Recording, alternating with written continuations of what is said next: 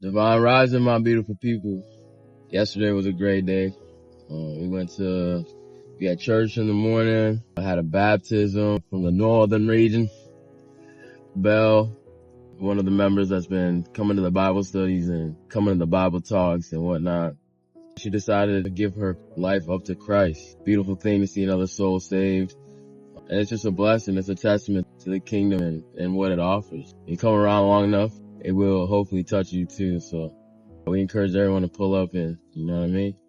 Just vibe. Come see what the kingdom's all about and allow it to touch you. You know what I mean? So we did that, had a celebration, had a fire quiet time, which I forgot to post last night, but I'll post it because it was a good word. And I wrote something very fitting for that as well. Just to encapsulate what it was that I read yesterday. So in the future, I'll post that. But in the quiet time, then we watched the finals. God is so good. We were able to catch the finals. We went to Joel, the pastor's crib. Everyone pulled up. It was fun. R.I.P. man. I shouldn't say that lightly, but it was tough. The Pacers had to take an L though. And a couple reasons too, right? Halliburton went down the first quarter. That's tough. You know what I mean? It's hard to watch that happen. A lot of emotions throughout the game, but I think the better team did come out. OKC really showed out, did their thing, and it's much deserved. Everybody puts in so much effort.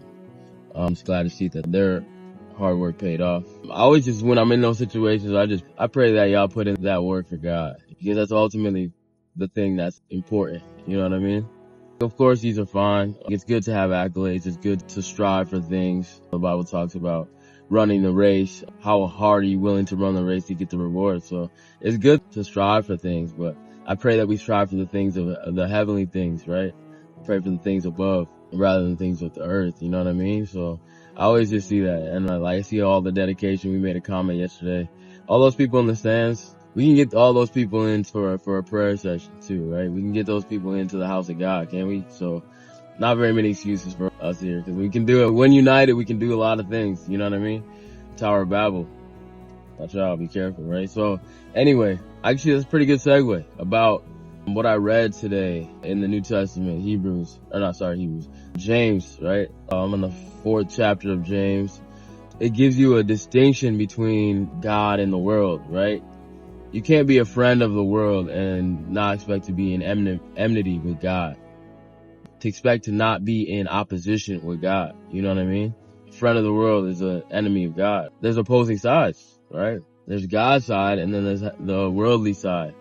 And we can't get too caught up in the worldly side. It's hard because our flesh is we're from this earth. Our flesh binds us to it, right? However, God gave us a way out.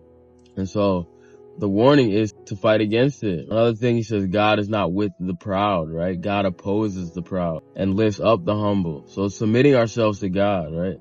That's the most important thing that we need to be focusing on a day-to-day basis. And unfortunately, that's just not the case for a lot of us. How often is it we get stuck in even the routine of life, just going through the motions of life, right? A lot of us work 9-to-5 jobs, you know what I'm saying? Have families, have other hobbies. And it's just like, we put all those things on the forefront, right? Which is like, it's good. Obviously have a schedule, you know what I mean? We're not saying nothing about that, but it's like, if we don't put God at the center of those things, first of all, those things don't give us the satisfaction that we intend for them to do, right? If there's no love in those relationships, then there's no point in them, or we won't be as committed to them because they won't serve us, because they're imperfect without love, right? God is love. We remember saying that too, you know what I mean? So it's really just prioritizing the things, the commitments that we have, right? Are we committed to the world, or are we committed to God? And that's the whole point too. That's what I gained from that. There's a lot more. In the Old Testament, we read through 2 Chronicles, the 2nd chapter, which is just Solomon building the temple. He contacts his dude, forget his name. They try to get a bunch of cedar. He puts him in contact with a really good skilled worker. I suppose he's probably some kind of carpenter, or actually more, because he works with metals and stuff like that. So he's probably like a carpenter / blacksmith. This is a skilled worker, right? A guy with a trade. I think everybody should get into a trade. I need to personally get into that, because dang. Anyway, convictions, amen. This is showing Solomon's heart. He just wants to continue the vision that his father David had. and show his gratitude to God for just blessing him with this kingdom of people. And in the chapter before that I wasn't able to post, Solomon could have asked for a bunch of things, but he asked for wisdom, right? Wisdom and discernment. And I think that's going to carry him a long way. So it just shows you, if our priorities are right, we get what we ask for, right? It says in James too, we don't get what we ask for because our motives are wrong, right? And when we're focused on the worldly, our motives are not in the right spot. Once we align ourselves with God's will, then we're able to do those things that we ask for, right? Because our heart's in the right place. We don't do it for selfish ambition. We do it for the love of God. You know what I mean? And so that's all it is. That's an encouragement to continue on this journey. It's so easy for us to get pulled so many different ways. You know what I'm saying? If we have the God at the forefront, we'll be okay. That's what I gained from it. So peace and blessings. Y'all be safe.